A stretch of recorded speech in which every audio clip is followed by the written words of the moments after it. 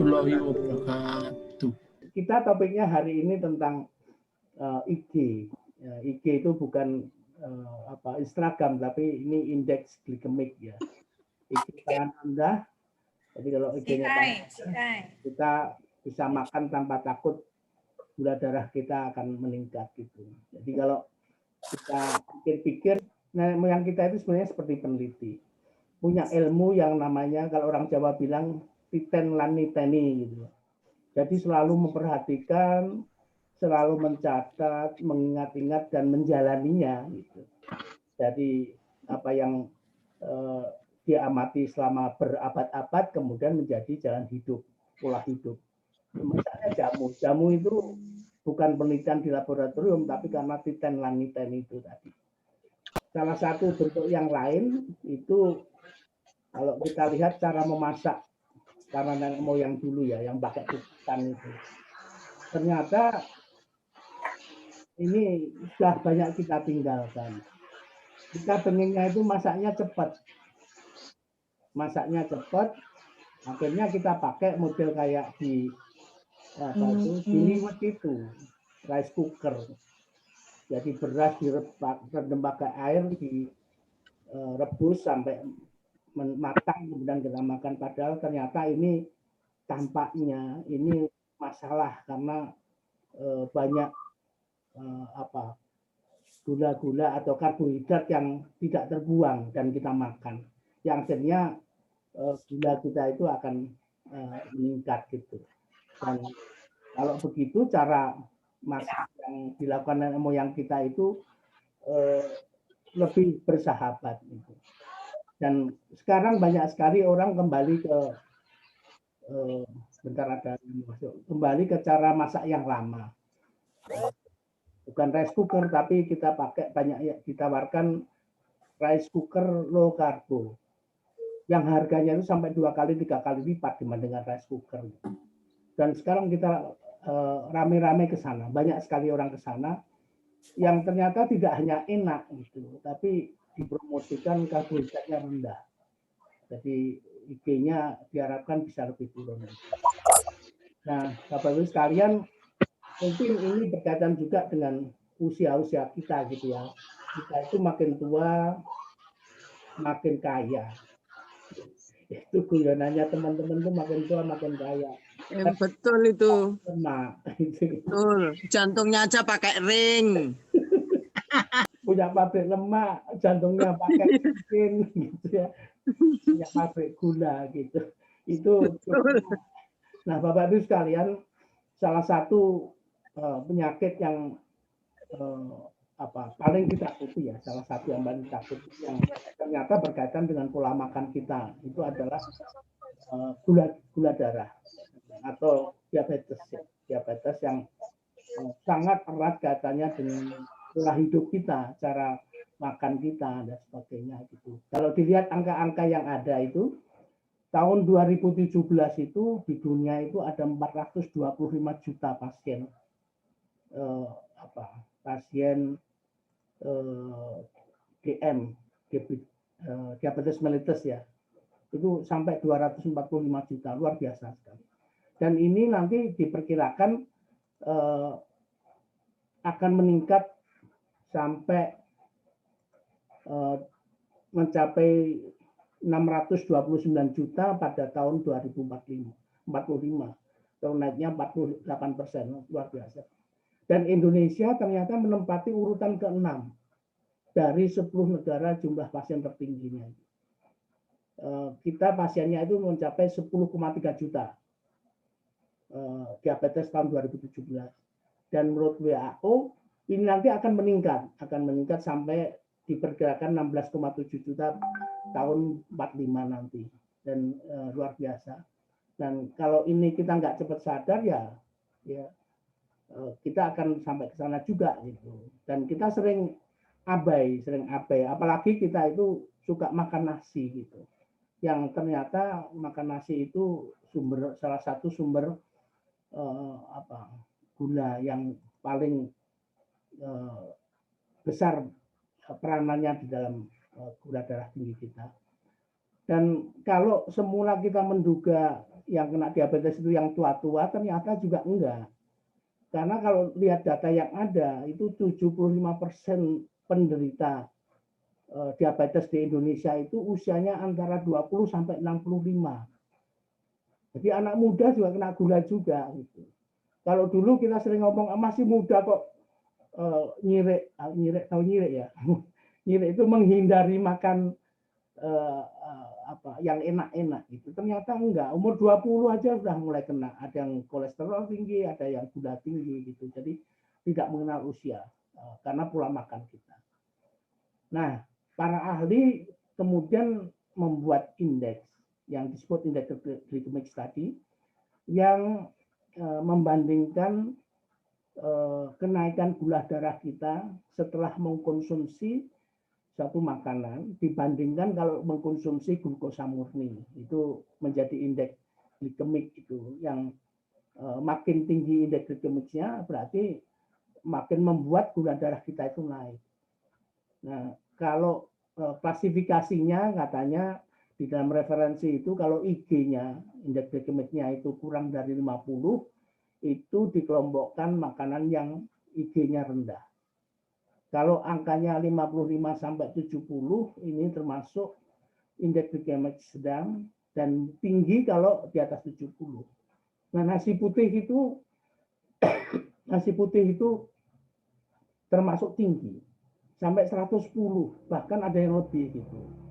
Nah, makanya banyak orang lari mencari beras-beras merah, beras ketan yang indeks glikemiknya di nilai rendah. Tetapi tampaknya juga ada beras putih, ini varietas yang impor dari India, itu ada yang IG-nya itu 60. Tapi harganya mahal, sampai 30.000 1 kilo gitu.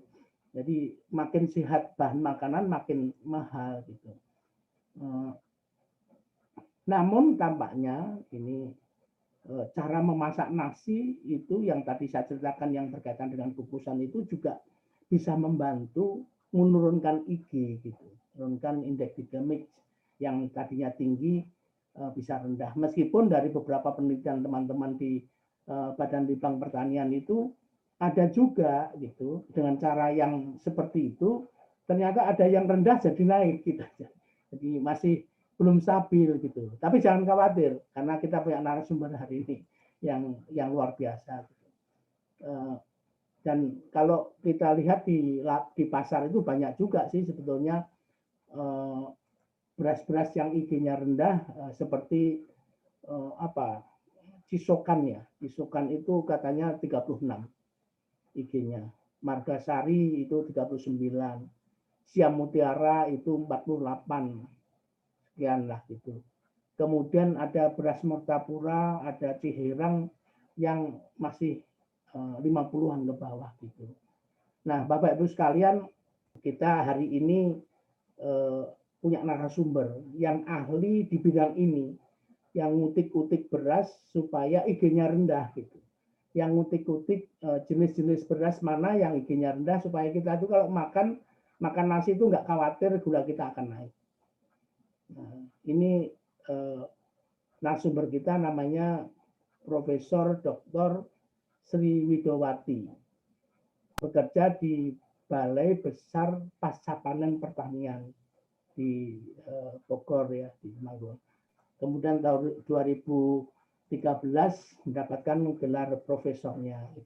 Jadi Bu Wido ini nanti biar cerita seperti apa beras IG rendah, bagaimana caranya supaya IG-nya rendah, bagaimana masaknya supaya kita itu hidup tenang gitu. Hidup tenang dan sehat, panjang umur, sehat, tenang gitu. Makan nggak mikir setiap 1 puluhan 1 sendok kita ingat gula naik. Ngambil daging kolesterol naik gitu. Jadi kita makan penuh ketakutan. Nah, ini mudah-mudahan nanti Bu Wido ini bisa memberikan pencerahan ke kita kira-kira bagaimana supaya kita makan tanpa takut. Monggo Bu Wido, silakan. Matur nuwun. Assalamualaikum warahmatullahi wabarakatuh. Jadi Bapak Ibu sekalian, teman-teman, pasti topik kita kalau mengatakan orang Indonesia kalau belum makan nasi ya belum makan, belum sarapan gitu ya, walaupun sebetulnya sudah mengonsumsi roti, kemudian mie dan sebagainya, ataupun yang lain-lainnya, makan ubi dan sebagainya, kita juga kadang masih budaya mengonsumsi beras ini sangat-sangat tinggi sekali, sehingga boleh dikatakan tadi kalau belum makan nasi ya belum makan, seperti itu ya. Penderita diabetes mellitus biasanya mengurangi nasi. Bahkan ada yang sengaja mengganti dengan sumber karbohidrat lain, mengganti dengan aneka umbi-umbian. Yang memang pada umumnya, secara umum memang nasi ini memiliki indeks glikemik yang lebih tinggi dibandingkan aneka umbi. Ya, tapi masing-masing tetap ada varietasnya ya.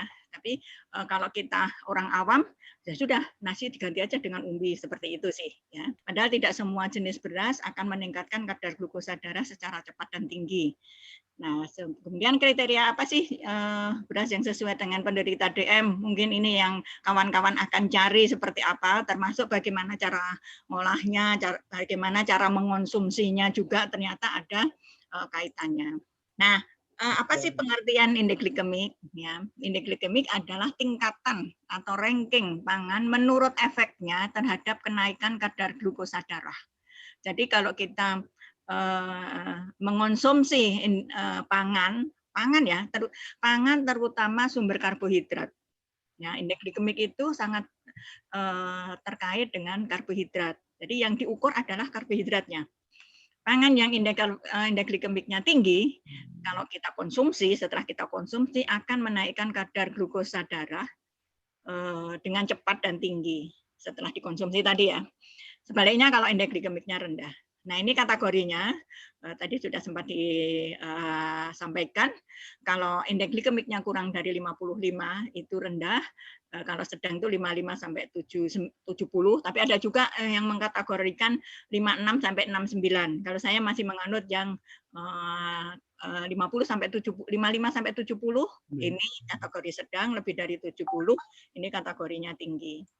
Sebetulnya indeks glikemik ini, konsep ini pertama kali dikembangkan ini tahun 81 ya. Ini oleh Dr. David Jenkins, ini ahli gizi dari Universitas Toronto.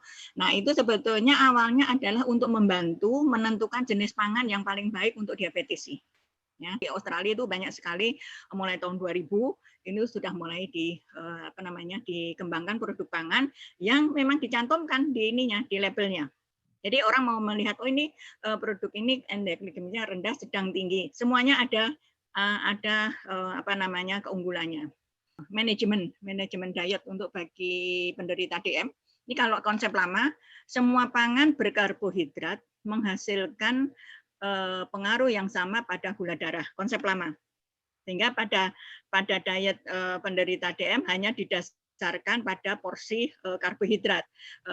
Mungkin pernah dengar untuk manajemen penderita diet itu ada 3J. Jadi jadwal mengonsumsinya dijadwal. J yang kedua jumlah, jadi jumlah karbohidratnya. Kemudian J yang ketiga adalah jenisnya. Kemudian dengan adanya konsep indeks glikemik ini memberikan informasi yang lebih detail, di mana tidak setiap karbohidrat, tidak setiap jenis karbohidrat, ya nanti jenis karbohidrat itu ada karbohidrat sederhana, ada karbohidrat kompleks ya, ini bekerja dengan cara yang sama. Ya. Jadi dengan adanya indeks glikemik ini, dengan adanya informasi atau teknik tentang indeks glikemik ini memberikan petunjuk terhadap efek Pak Ali kalau makan, kadar gulanya dan respon insulinnya. Jadi pasti kalau orang penderita DM sudah pasti mengenalnya kadar gula darah sama insulin.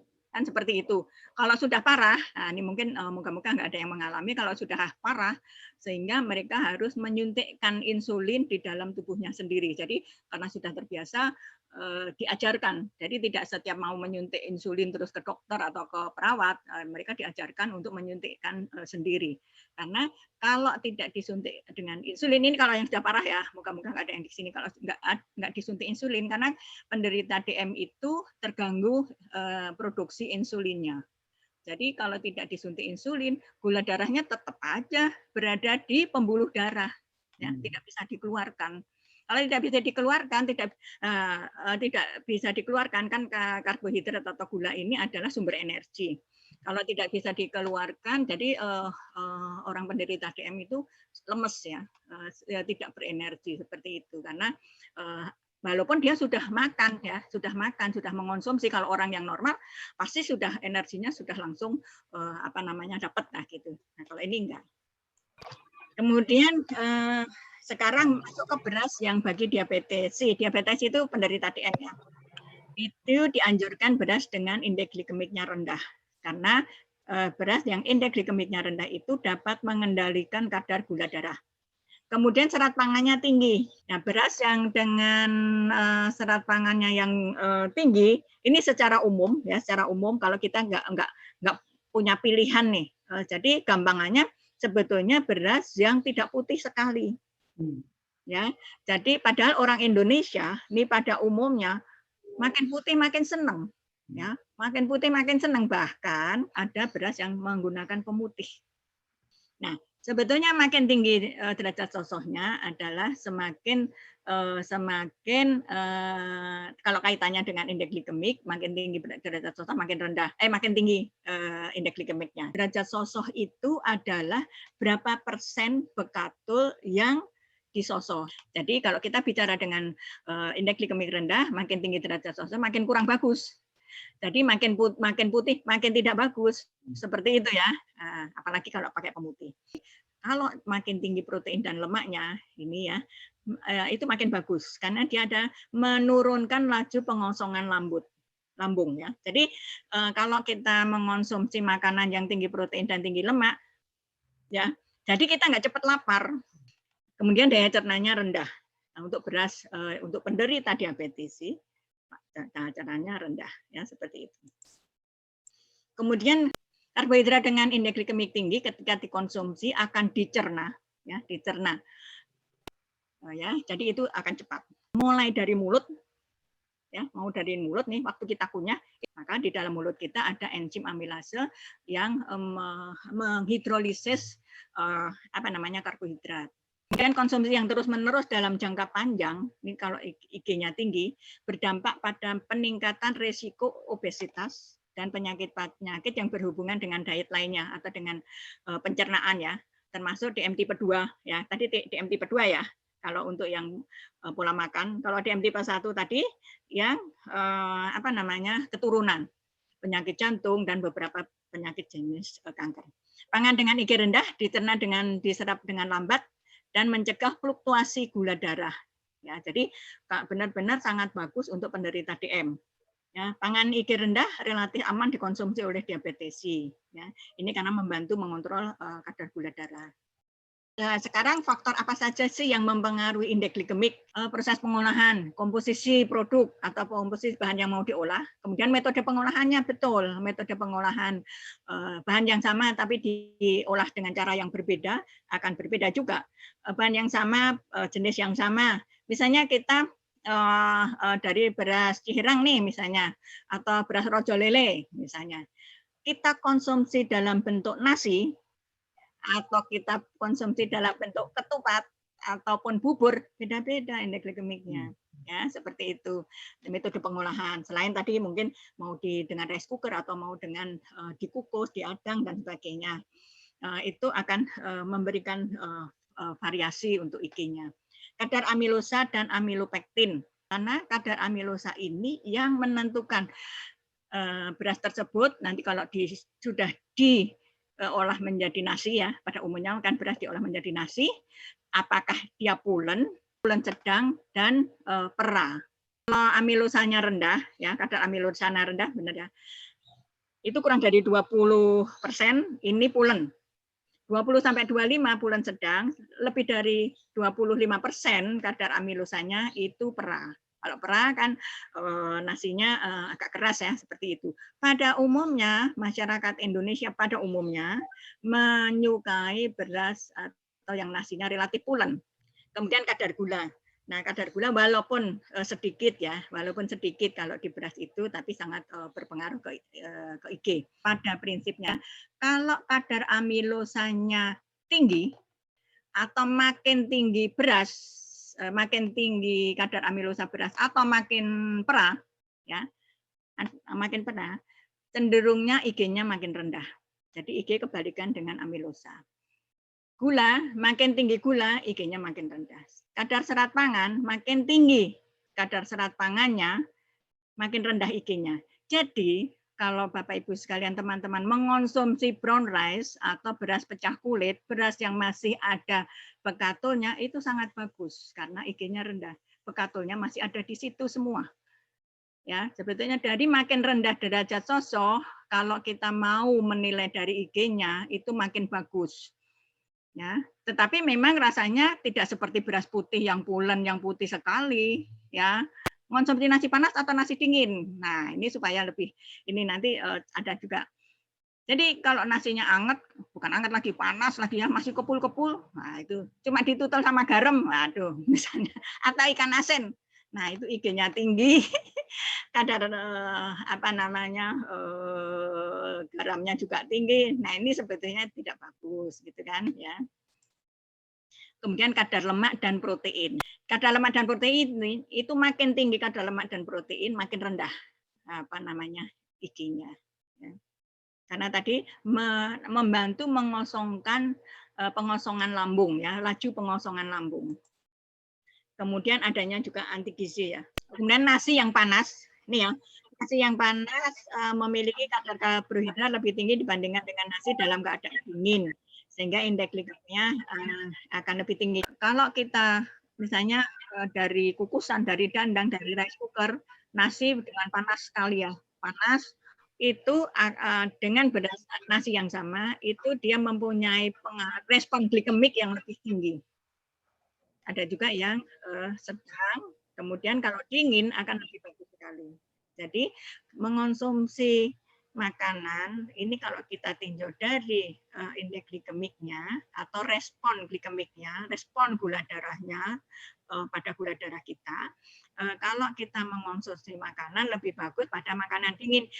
Jadi nasi yang dikonsumsi dalam kondisi dingin itu akan lebih bagus dibandingkan yang hangat-hangat agak panas, apalagi panas baru keluar dari rice cooker apapun dandang langsung dikonsumsi karena keburu lapar. Hal ini karena pati yang telah terjadi sudah dipanaskan tadi, ya, tergelatinasi ya pada saat penurunan atau penyimpanan dingin ini mengalami retrogradasi pati tadi sehingga pati yang ada di dalam nasi tadi menjadi lebih susah dicerna atau daya cernanya menurun. Daya cerna menurun itu sangat bagus untuk penderita DM manula obesitas. Cara masaknya bisa dengan rice cooker. Kalau dengan rice cooker sebetulnya semua nutrisi itu tidak terbuang. Ya. Sisi baiknya dengan menggunakan rice cooker. Rice cooker itu sebetulnya modernnya kalau dulu kita punya apa ya yang untuk nanak nasi pakai ketel itu apa sih namanya? Liwet. Apa namanya? Ya kan itu kalau kita mau membuat apa nasi liwet segala kan di situ ya. Itu kalau zaman dulu seperti itu, kalau yang modernnya rice cooker. Jadi tapi kalau dengan ketel itu suka ada intipnya ya, seperti itu kita harus ngatur-ngatur apinya. Kemudian dengan dandang atau kukus dapat sedikit menurunkan glukosa karena Bapak Ibu sekalian teman-teman mungkin bisa diperhatikan kalau kita memasak nasi dengan diaron, kemudian mungkin ini ya mau diskusi lebih lanjut nanti diaron ya, kemudian setelah itu dipindah ke dandang atau dikukus ya, atau bisa juga langsung dikukusan itu ada Bapak Ibu perhatikan di air yang pengukusnya itu pasti keruh. Ya kan?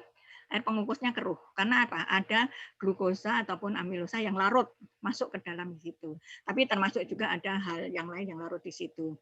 Kemudian kan berarti serat pangannya kalau serat pangan nggak larut, jadi yang serat pangan nggak larut kan tetap di nasinya itu. Ya. Makanya kalau mau dicek indeks glikemik, saya belum pernah cek langsung, tetapi teoritisnya seperti itu karena dia larut, jadi glukosanya berkurang. Karena glukosanya berkurang, kemudian patinya berkurang ya, jadi indeks glikemiknya akan lebih bagus kalau dibungkus. Kemudian kalau kita memasak nasi berlebih, jangan ditaruh hanya di meja makan. Sebaiknya taruh di Tupperware, masukkan di dalam refrigerator atau di kulkas. Kalau nasi yang tadi sudah matang, tadi kan patinya sudah tergelatinasi sempurna, sehingga kita matang itu ya. Kemudian masuk refrigerator, itu kan berarti suhu dingin. Dia terjadi pendinginan, tadi terjadi retrogradasi. Nanti dipanaskan lagi. Kalau mau dari kulkas kan nggak mungkin makan nasi langsung dari kulkas. Nanti dipanaskan lagi. Nggak apa-apa, bagus. Itu indeks glikemiknya rendah. Jadi ada pemanasan, pendinginan, pemanasan. Nah, itu terjadi dari sisi daya cerna patinya dia akan turun, ya kan, juga gulanya, sehingga tadi berimpak pada indeks glikemiknya akan turun. Kemudian untuk meningkatkan serat pangan, kalau misalnya nih, aku pengen nasi putih nih, gitu misalnya, kan kita nggak kurang akal juga ya. Kalau aku pengen nasinya putih, padahal sudah tahu sebetulnya nasi putih itu kalau dari sisi nutrisi kurang bagus, seratnya pasti sudah kurang karena bekatulnya mungkin derajat sosoknya 100%, bekatul sudah dihilangkan semua, bisa ditambahkan agar-agar gitu. Misalnya ya, kalau kepengen seperti itu. Jadi kalau orang DM, obesitas, manula, konsumsilah makanan yang beras ataupun yang lainnya, terutama sumber karbohidrat yang indeks glikemiknya rendah. Tapi indeks glikemik rendah ini tidak bagus untuk anak-anak. Ya. Kalau anak-anak harusnya indeks glikemiknya tinggi karena dia kan masih perlu berkembang. Kalau kita nggak perlu berkembang lagi kan ya. Tapi mempertahankan kesehatan tubuh kita. Kemudian kalau olahragawan, dia begitu mengonsumsi harus jadi energi, harus cepat jadi energi, gitu ya. Kalau olahragawan makannya indeks glikemik rendah, ya loyo nanti sudah mengonsumsi makan, kok nggak bisa larinya kok nggak bisa kenceng nih karena kurang energi seperti itu. Jadi harus pandai-pandai menempatkan atau memilih. Jadi kalau untuk indeks glikemik rendah ya jangan dipakai untuk putranya yang masih kecil ataupun cucunya ya. Nah itu nggak boleh, nggak pas lah. Kemudian banyak penderita DM yang mengalami bahwa telah melakukan diet yang benar nih menurutnya sesuai konsep porsi karbohidrat yang tadi saya bilang. Ini kata susternya nggak boleh makan 1 piring, bolehnya seperempat piring aja. Sudah ikut seperti itu, tetapi kadar gula darahnya masih tinggi. Ternyata yang dikonsumsi itu adalah pangan ataupun beras yang indeks glikemiknya tinggi, gitu ya. Kemudian banyak orang juga yang merasa telah berusaha keras untuk menurunkan berat badan dengan cara membatasi konsumsi makanan, rela menahan lapar, tapi hasilnya juga tidak sesuai yang diharapkan. Itu tadi antara lain juga karena tidak pas. Monggo, saya kembalikan lagi. Terima kasih, Bu Wido. Ternyata banyak yang biasa kita kerjakan tuh mestinya dihindari gitu ya. Jadi makan nasi panas, wah enak sekali, pulen, panas, terus putih. Ternyata IG-nya tinggi. Tapi juga di sisi lain kita sering berpikir kalau makan kentang itu aman gitu. Ternyata kentang itu BG-nya tinggi juga gitu. Tidak serendah yang kita bayangkan gitu. Jadi ya memang pengetahuan ini yang kita perlukan supaya kita menjadi lebih waspada gitu ya. Monggo silahkan kalau ada yang ingin menyampaikan atau tanya atau share itu ya, monggo silahkan.